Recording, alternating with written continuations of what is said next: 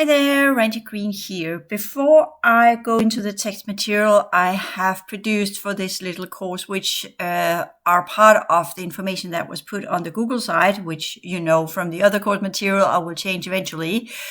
But it has put there for the purpose of this year, and as you have learned in the course 2, this will change next year, where the different groups will come back, and they will come back being something else, and they will change our reality field accordingly. So we are now in the sit-over period here in October 2022 until we reach March 2023. So this is kind of where I want to do this little series of podcasts, as in, this is what's happening this year.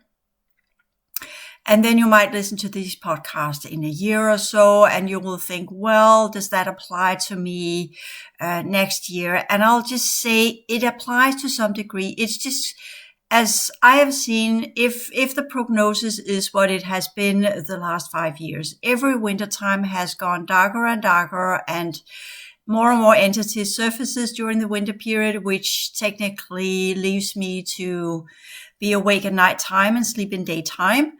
The sun has changed, which we know it hit its low in March this year, 2022, and it has no longer density 2 energies, or what we call density 3 fields, shields and fields. It has no longer density 3 shields or density 2 fields, but is now just what we call a frequency sun, which were very similar to the sun as it were back in the early days of our planet, when our planet were covered in ice. And that's the dormant sun. It goes back to that. And periods of time where our planet have been covered in ice, because it has, and science will tell you the same.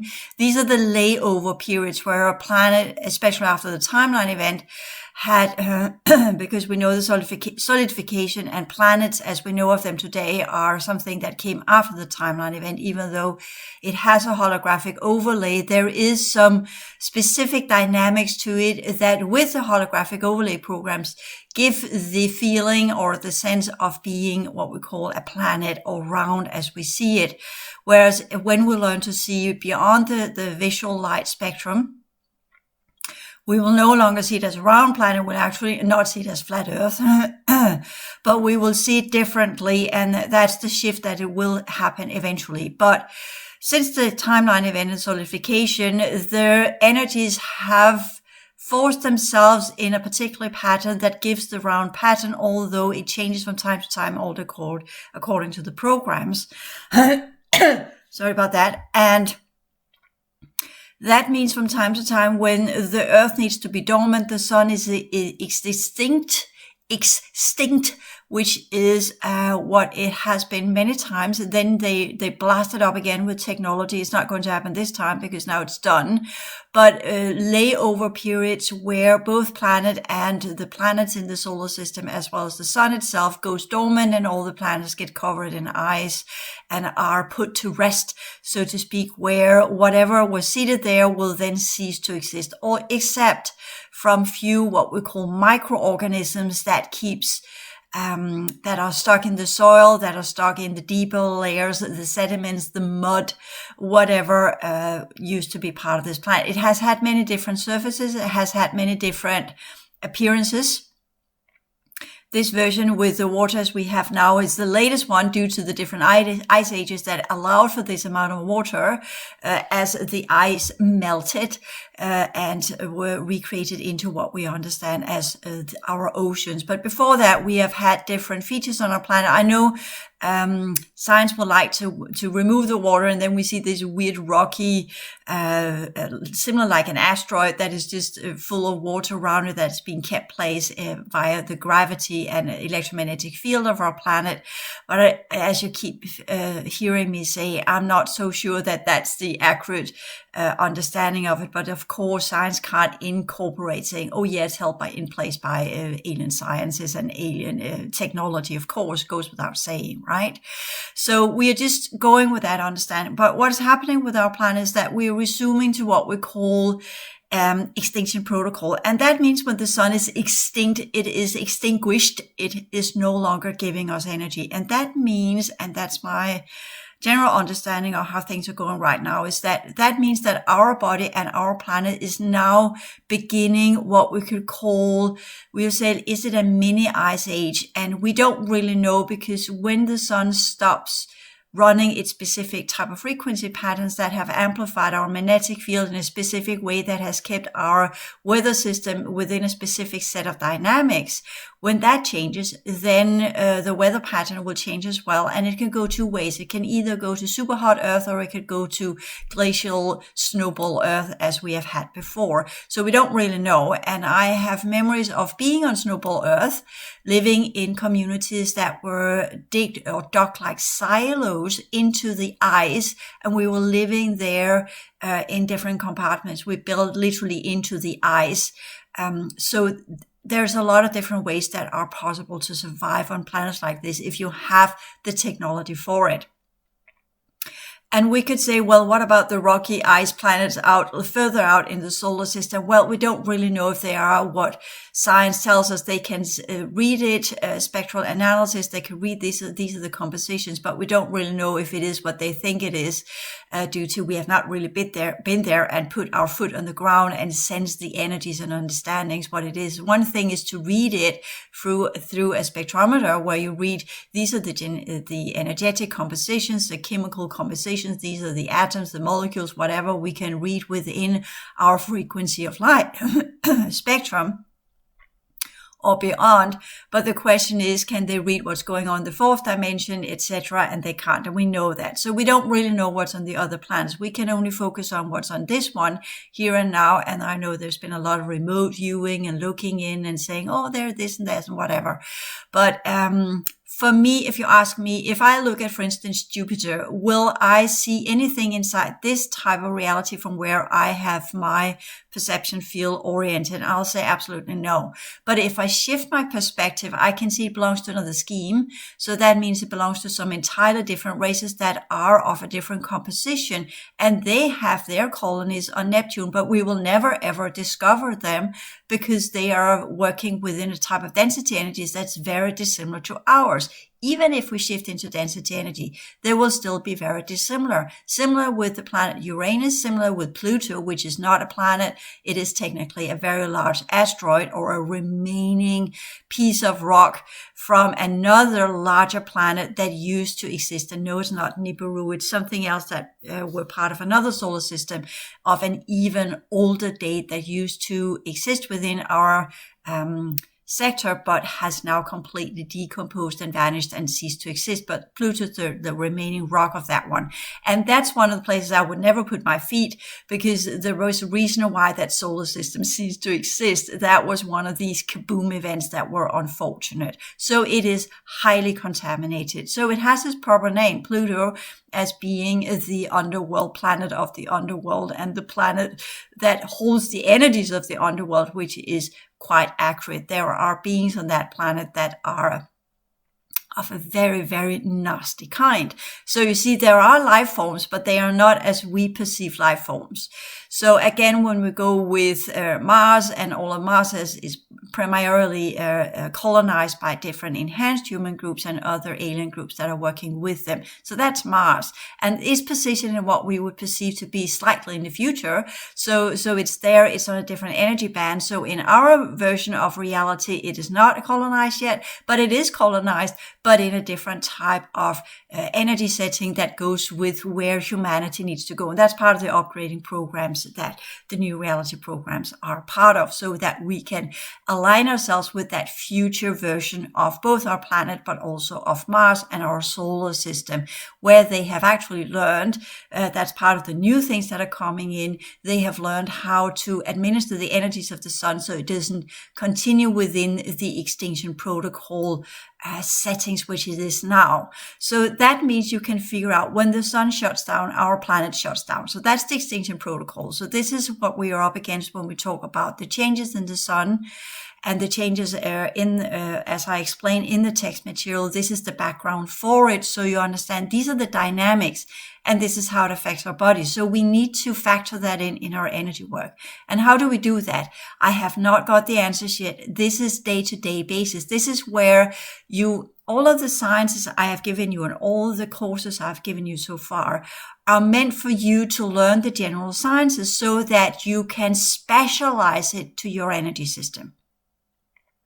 And let me put this one in as an example because it creates frustration in you. I get that because you want me to give you all the answers because I have answers to so many things, but there are a few things I simply cannot give you the answer to. Let me give a detailed explanation of what that actually means. An example, I had a student or a change maker that asked me how she was going to work with food specifically. She wanted me to give specific details. That's kind of how I understood it. And I kind of showed her, go back and listen to the video material of Whole Advanced Class 3, as well as read the text material there, hands-on, and what type of food and nutrition, and kind of a little bit of nutritional sciences, which people need to do. You need to kind of study food a little bit to know what it's made of. And then it all comes down to, when we're going to talk about the body, it all comes down to, as we also talk about in the advanced work with nutrition, it comes down to your energy composition. It comes down to what you're made of. And that goes with your composites, wrong word, but that's the word that I'm getting. How the container in the food is a container of different nutrients, and how are your genetic makeup in your energy system. So to give an example, if you have a high level of avian genetics, you would prefer to work with energy with hands-on, doing the typical healing techniques when you're working with food. If we talk about the ones with a high amount of reptoid genetics that are part of the military projects or part of having sections of the energy field that dates back to Atlantis, they would prefer to use the blue light technology. And then you say, well, that's the same, isn't it? No, because the golden light is actually part of our reality field, whereas the blue light is from Maldark. So that's a different type of technology that you have to have the genetic affinity with so you can work with it. So I've worked with one years ago where I was going to teach her how to clear food, and she had a huge amount of Orion genetics of a very old kind, mentioned her before. And whenever she touched something, she blasted out this blue light, and she literally destroyed all nutrients in what she was trying to clear. So that has a different effect because blue light is actually dismantling all levels of infection and all levels of regression. So that means everything on this planet will just with the blue light. So that's why when we talk about how do we work with food, well, a good place would begin to work with purple light, blue light, golden light, yellow light.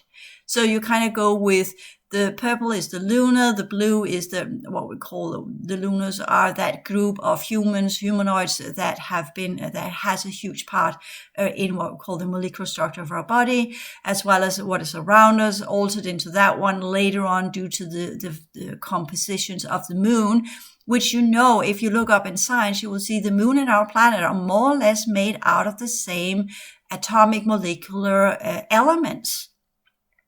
So that's why science have this idea that the moon came in, blasted into our planet, and something hit our solar system and divided our planet in two. They are not really sure which one it is, but definitely the moon and our planet are linked together because they're made of the same electrochemical composition. So this plays in our food as well. So therefore, you could say if you work with the lunar energies and you work with the solar energies and you work with what we could call the golden light is technically what we could call solar energies of the new variety, the density 2 version of it. And you work with the blue light that kind of goes with Maldark, which we also know there are grids on our planet. That's part of that. That's a composition. That's some of the things when you talk about the Surano or Sura. There are different kinds of, sorry about that. These are all these fancy English words for these microbial and microorganisms that used to be part of our planet. It is spelled CYONO, cyano or something. That type of bacterial this is also part of our cells, comes from Mars. And that's part of Maldark. That's part of the blue light. So that's in that one as well. So we have that. And that's part of algae. That's actually also part of our plants because when the sun is and its 90-degree axis, then it emits blue light that goes in and activates what we call photosynthesis, sorry about that, fancy words again, that alters what we could call the phyto-DNA, the plant DNA, into produce that type of energy, which we call photosynthesis. Difficult, where the blood of the leaves actually change into sustenance that the plant can live from. So that's the blue light that does that in plants. So you're seeing how when you look at, if you look at your everyday or your living room plants, you will see they have a golden blue light to them, hue to them, because they have both what we call Martian, Maldakian composition of energy that's part of creating the green color with the blue light in summertime. And then it has the golden yellow light that comes from the sun. And when the sun shifts into the 30 degree, as we talked about in the previous course too, then it turns into these yellow or orange color, which is autumn color for all leaves. That's why they turn yellow, because the sun then diffracts differently due to the 30 degree angle to our planet. So that means the plants are shifting frequency spectrum and thereby turning into golden leaves or yellow leaves instead. And our body does the same. So this is part of the understanding of how sun, moon, earth, and what we are, space, are affecting our human genome as well as the plants. That's part of what was the idea with the advanced work with nutrition. And I know it perhaps were not that completely clear as it is now, but as with every science, it has 3 steps. So you can say the first step was the advanced class 3, where we began working with hands-on. Step 2 was part of this transformative energy system, where you understand you are made of 4 different types of energy, which you need to clear, right? That are part of our solar system, the moon, our planet, the sun, and the space that you are living within, that has these different extra systemic or what we call other planetary compositions, which are now clarified for you here. And then we're taking it to the next step, as in, okay, now the sun is where it is. So now we got the background, we got the basic level of it, we got the historical background and the advanced work with nutrition according to the transformative energy system. And now we're going to look at the everyday. Okay, what does that mean then now, where the sun is where it is now, and how can we do this? And again, now we are in that section where specificities, as in this is how you do it, can no longer be provided, because the more you work with the advanced sciences, the more you will understand it all depends on the individual composition of genetics and the energy system. So that is where you need to go. And the sciences are not meant for you to give the answers in a linear process. The sciences are meant for you to begin to do the 6 different levels of processes where you learn to work with your mind field and your vibrational field to generate the energy, so that the complex information systems will reveal their content to you. So that means specifically that if you hold a banana between your hands, you should amplify the banana so that it will reveal to you what it's made of in alignment with your energy system. So that does not mean that you go in and you study sciences and the science tells you this is what the banana is made of, because it is. But when you have an energy system that works in a different way, you will alter the composition of the plant DNA, because everything is our DNA, the plant DNA, every type of cell or molecule there is on our planet has many different aspects to it. It's like a kaleidoscope. It's like a prism. It depends on what type of light that shines on it. Then it activates different levels of its composition. So if you are blue light, Reptoid, military project, whatever, you will work with food in one way. If you are avian, enslaved, coming in as part of the colonizing races under the Dracos, you will work with food in a different way. And you will have a different purpose of why you're working with food. Because what is food? Food is nutrients. Food is to assist us to produce the different types of energies we need to heal and work with our energy system. So that's the understanding. And that's going to be an important component when the sun is no longer providing us with these energies. Now we have to generate them ourselves. So the question is valid. It's just not a simple answer to give. It is a complex answer that can only be given when people have studied the material, really grasp the implications of the material, and understanding that if you do ask me a question, it's not, you will never get the answer from here on. You will get a process, because you need to learn to master these different processes. You need to learn to master the energies of the sun and the different composition of molecules in your body as the sun shifts from different angles and shines specific types of light, similar as the plants. We're seeing it directly in plants. And as plants are part of the density 2 energies as well as we are, our body does the same. This is why it's not because we don't get sun on our skin that we get whitish during winter time, or if you are from the Mediterranean and you live up here in the north without sun, your skin technically turns grayish. So it's because of the diffraction of light. The sun hits us in different manners, and that's part of our energy work. And that's where food comes in, because once the sun gives us these nutrients, and we'll have more and more food that will be produced using LED or artificial light, which they're already working with, as I also mentioned, both here probably and in the previous course, because I made course 2 and this course at the same time. They are in Holland or in Netherlands. They are working with LED to have these vertical greenhouses where they are literally driving plants into growth using LED, similar as they would do it on the space station, and similar as we're going to do in the future. As on we know these, if you do Alex Collier, he talked about the Andromedans, and here the constellation Andromeda that no longer has a place to live. Their solar system is gone, but they are living these huge planetoid crafts that are round, very large round environments that are similar to a planet. They're just living inside of it, and they are having trees, and they are having all sorts of plantation and vegetables and what have you that they are producing with artificial light. We know we can do that. Light is part of plants and how organisms work and live, and it's just a matter of what type of light are you producing that matches to the best degree the natural processes of the plant. And we will also know in the future, which many have talked about especially within the alternative or holistic medicine communities, that you can use light to heal the body as well. But everybody's been using frequency light, and that has not worked. Now we're going to LED, and we know the LED light is affecting us as well. The blue light from the screens on our computers and phones are amplifying our neural network. And at the same time, we're getting a lot of information. So that's an artificial way to upgrade our neural network to be useful within the blue light spectrum.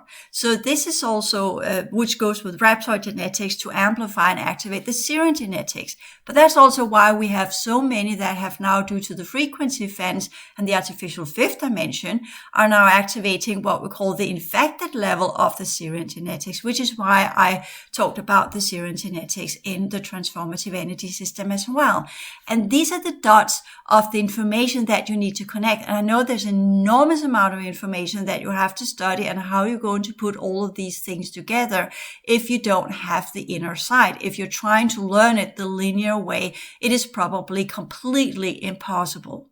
And let me give another example of that one. And that goes with, I'm right now studying this, a Danish course, or actually from Copenhagen University, on Coursera.org, about the origin of our universe and our planet and all these kind of things, working through all of these different ages, which are theoretical, most of it. But they are seeing things, and that's where I take some of it from.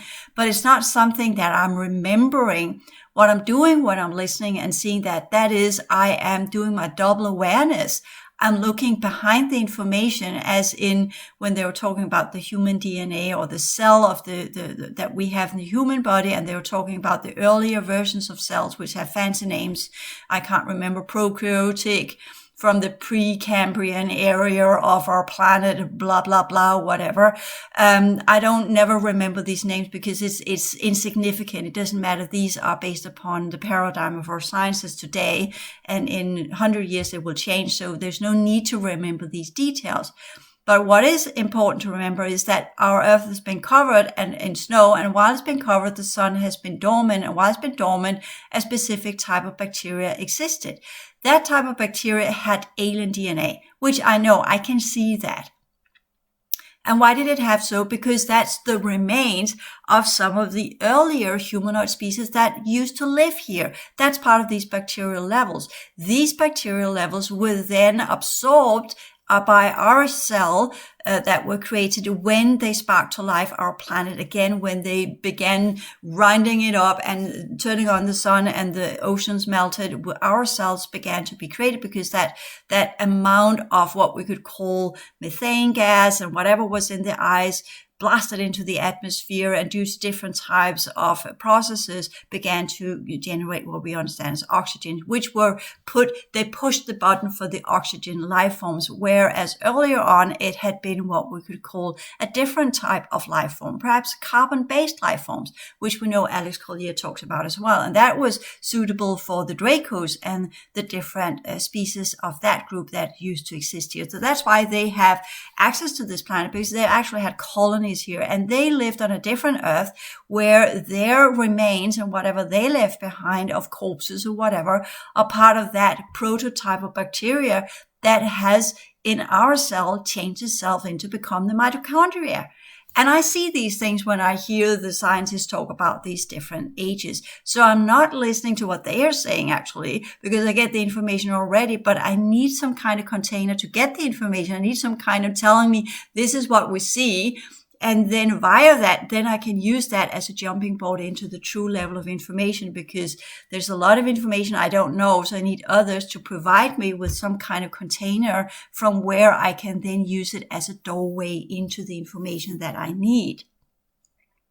So, and I always knew the mitochondria had the alien DNA in it because it has a different type of DNA than the rest of our cell and the nucleus of our cell that has our type of DNA. So you see, this is kind of how it works. And then we have the DNA that is similar in plants that have the same they have also embedded other earlier versions of different forms of DNA into their plants. So this is how we have become a symbiosis of the humanoids and the human cells, which we know. And that's why we are dealing with, once the sun is now going back to that type of cold sun that were during the times of what we call the Draco colonies or the earlier humanoid colonies. Our mitochondria is now beginning to spark to life in the fourth dimension. And that is part of what's creating all of these weird fourth dimensional energetic parasites that we are constantly pulling out, or at least I am, because with the sun, as it has activated now, it is sparking these microbial or these old bacterial type of DNA to life in my physical form. And that is what is going to be a huge problem for many on this planet. So that's part of some of the work that we need to do. And that will happen in plant and our food as well, which we will see as I talked about with the sun that is shifting, and why there is no idea in stockpiling food, because within 3 months it will rot and deteriorate due to these inner amplification of older levels of plant DNA. The sun is shifting everything now. So for us that are of the new type of cellular structure, a new type of DNA that came with after the two major ice ages where the old colonies were put dormant and what was left were stuck in the ice, right? This is the ice is melting, so that is coming to life. The sun is shifting back to how it were back then, and it's going to emit more and more what we would understand as it still has the purple light, which we know, but it will go into, I don't know, it's above the purple light. So I don't really know what's called. Science haven't got a name for that yet, but it will go into that spectrum. And I see that as a very, very cold, bluish, almost like Turkish kind of color, some kind of aqua bluish thingy, and that will change. Sorry about that, because I have got no words for it. That will change the code systems of our plants, and it will spark to life the older levels of our mitochondria. So this is part of what I talked about in the previous video, where the older types of DNA will come to life, and they're coming to life now because the sun is shifting in energy and it is reverting to its earlier version. So we are regressing. That's what I'm saying. Humans are now now going into a regressive state. And the information there that is important, that is what the Dracos came with. That's why the elders took in the Dracos, because the Dracos could prevent that from happening. It was already in the making 15,000 years ago. So we're just back to what the elders tried to avoid. We're now there again. And in the meantime, we have been enslaved and exploited and tormented, and the underworld energies have gone 10 times worse. Everything, instead, as always, go to the root of the thing and clean it up. And if you have to get rid of it entirely, if it's no longer functional, you have to stop giving it energy, because it is no longer of use, like a rotten apple. You don't eat a rotten apple, do you? You toss it. So this is where we are now. So that is technically the understanding of the extinction protocol, where the sun is extinguished and our planet is now going into this very, very uncertain weather dynamics where we don't know if it's going either the other way.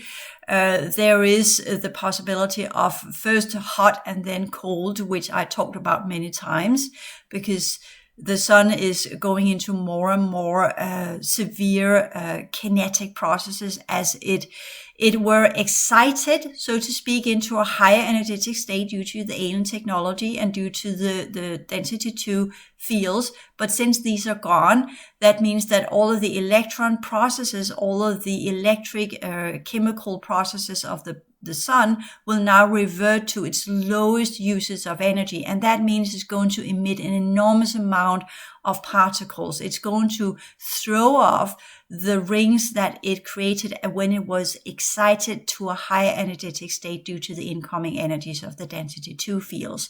And since these are gone, that means that our sun will now revert to a cold sun. But to go to that point, it must shed off an enormous amount of energy. And that is what we're going to see as some pretty severe CMEs and particle storms, which we will have more and more of. And as there are differences there, the coronal mass ejections and particle storms, which they're called SPEs, I think, or SPEs, something like that. I'll look it up. Solar particle storms, you can look that one up, or solar particle emissions, SPE, that's probably what they call it. So you will see there's a difference there, because the particle storms are technically what we saw in the 2012 movie, where we talk about the neutrinos that hit the older levels of our planet and boil and began, like a microwave effect, began to boil up the waters in our planet, which, interestingly enough, we have pumped up to the surface, so we don't have the same amount of water inside our planet anymore. And I think a year ago I read a science paper where it was actually postulated that because we have pumped up so much water from the planet, beneath the surface of the planet to the surface of a planet, we are changing the tilt of our planet by that, because it is weighing more, so to speak. It's got a heavier end on the surface than on the inside. So we are shifting the balance of the planet by pumping all underground water up to the surface. And that is very possible, because then we have all of these gaps inside the planet where there used to be water that kept, if we do kind of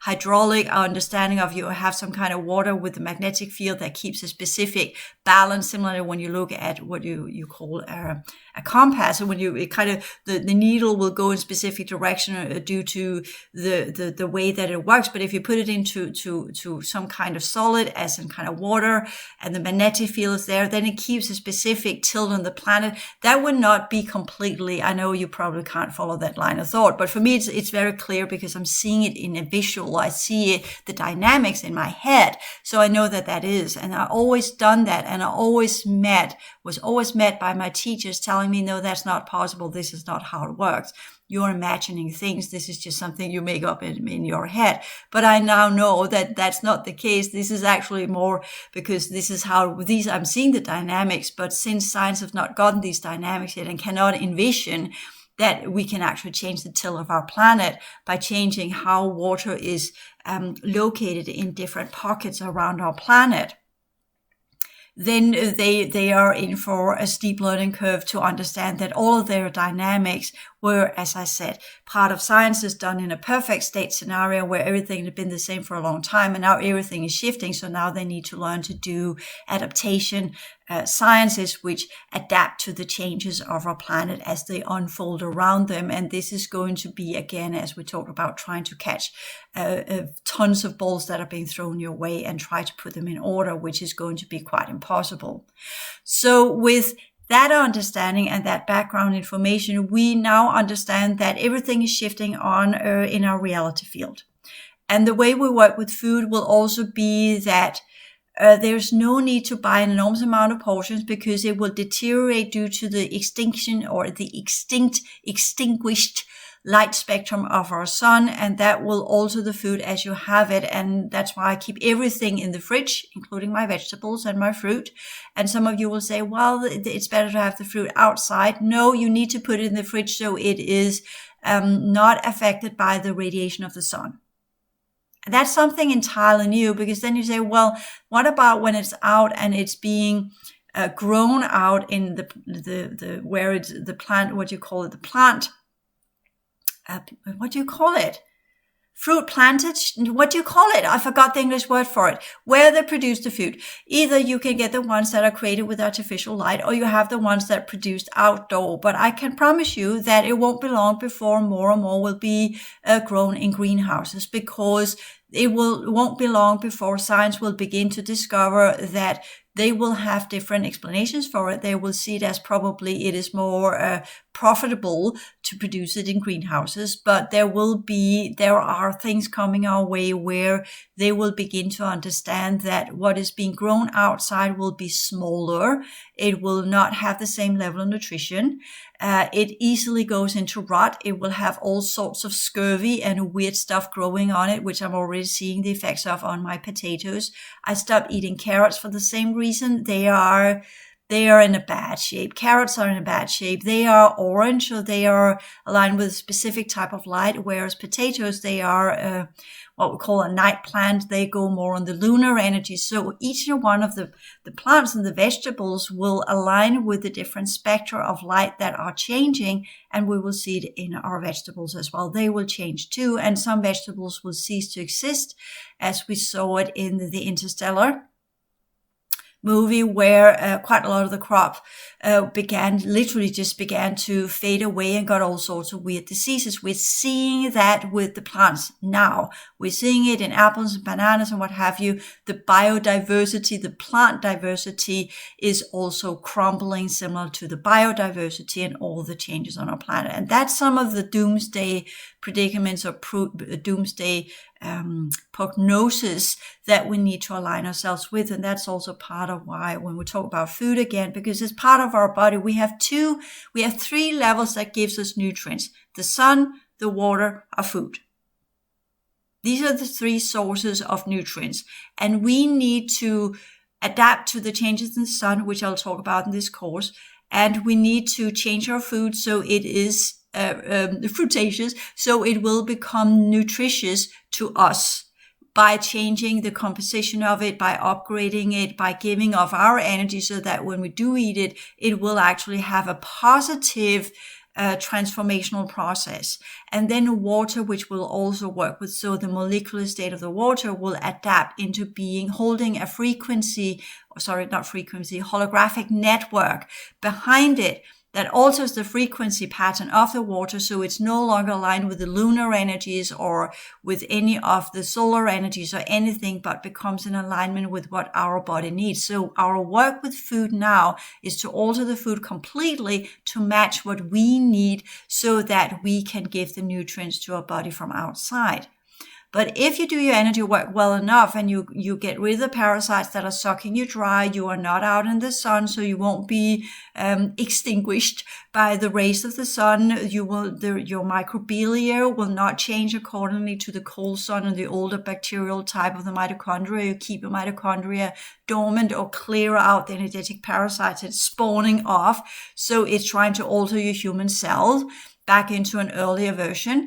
And if you avoid that from happening and you are getting your transformative energy system up and running, you will be able to be in your version of density, you will via your mind field and your connection to what we could say the other realms that are also present in our reality field, the original density energies before the timeline event, slowly but surely begin to change the molecular state. And that's also why you need to work with food and the water and the energies of your body, which you will produce yourself, no longer get from the sun, will be that you are now aligning with the planetary energies, and you need to transform all of that in your molecular state. And then you also need to change the food that you're eating so it becomes in alignment with the transition that you are undergoing. Because if you eat food that is still in alignment with the decaying planet, then the food is decaying your energy system. So that's also important to understand, that these things play in and changes how we work with these different aspects of what is giving us nutrients. And that's some of the things I want to talk about further when we go to the text material. This little sum up should thereby give a deeper understanding of what I'm actually trying to explain there. So we are now understanding that what will keep us alive is the transformative energy system. That's what I'm saying. If you can't get that one up and running, you are in for what we could call a steep learning curve. To get there, it will be like trying to climb up an avalanche or a mudslide.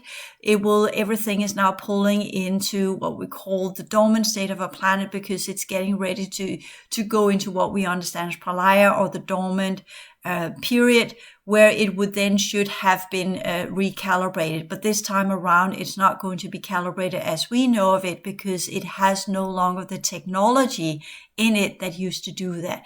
That technology is now gone. It has crippled. It is no longer existing. So therefore, it will go first to that stage where it should have gone in pralaya, or the dormant state. Everything will either become super hot and burn away, or then super cold. That's the normal way it goes. Extinguishing, taking care of all the life forms first, so they won't be there, turning them into dust, and then everything turns into ice. And then all of these dust particles are caught up in the ice cap, and they're lying and becoming and turning themselves into bacteria, which will then be the foundation of the next type of life forms that can grow there, the foundation of the new type of DNA that will be engineered from these dust bacterial particles. So this is, and I know that's not what science tells you as a kind of dust bacterial particles, but that is the origin of life. But it is spawned to life by engineering, using alien technology, using holographic life form creational technology, which I know of because I've been part of these projects that creates that holographic template that then accumulates specific holographic patterns, vibrational patterns, radiation patterns, that then allows this DNA to unfold in specific manners. And I have a recalling of being in a science lab where we were doing that. And the one I was working with, he was actually creating a very fun kind of creature as a crossing between a bumblebee and a man and a monkey or something. And we were laughing our asses off because it was hilarious. But this is how it works. So, and what's a happy moment there, right? But this is how it works when you engineer life forms. And that's not alien, that was us. But compared to who and what we are today, that version of us would probably be seen to be alien. But that's the true humans and what we're doing here. So that's in the output. That's some of the experiments we're doing here. And that's what happened after the timeline event. And these cycles of putting systems into dormant state, when everything, as we know from the first and second and third cycle, where the life forms fail completely, then you have an ice age. Literally just put it all under ice, everything, burn it all off first, either or as we did in Atlantis with these kind of torus weapons, as toroidal weapons, where you go in and everything blast to pieces and dustify, and then you burn everything off in that manner. It's like what we call a hydrogen bomb. And then everything ceases to exist, and then everything dustifies, and then you shut down the sun, and then everything is put dormant, it's put under ice, and then it remains there for a very, very, very, very long time until the networks and the grids have healed themselves, because it is possible, or by the amplification of technologies have healed itself to such a degree that a new seeding can take place. And then you take what's left of the previous life form, and then you activate it and modulate it and change it into the new life forms with the holographic imprint or template behind. That's the template, with the type of consciousness that needs to be embedded into that kind of molecular structure. And that alters what's left of the previous type of DNA into a new type of DNA that will then be embedded into the new type as we're seeing it in the human cell. And then that comes to life. That means we all have, that's one of the reasons why we have Draco genetics, remains, insectoid, avian, what have you, because these species have been here and colonized, and their projects have failed, have become part of the soil, so to speak, and in that are part of the different microorganisms that have been used as the molecular or organic state from where different types of vessels have been produced. So that's kind of how that one works, to give a little bit of advanced science behind the creation of life forms on our planet. So therefore, we also understand that everything that we are technically a library of all earlier life forms on our planet. And as the sun shifts in energy and reverts to an earlier stage of its cycles and turn into an earlier version of itself in its decay process, our cells and everything we have on these levels will then begin to spark to life. And that is some of the things that we need to take into our clearing work. And with that little introduction to the text material, until the next video, take care.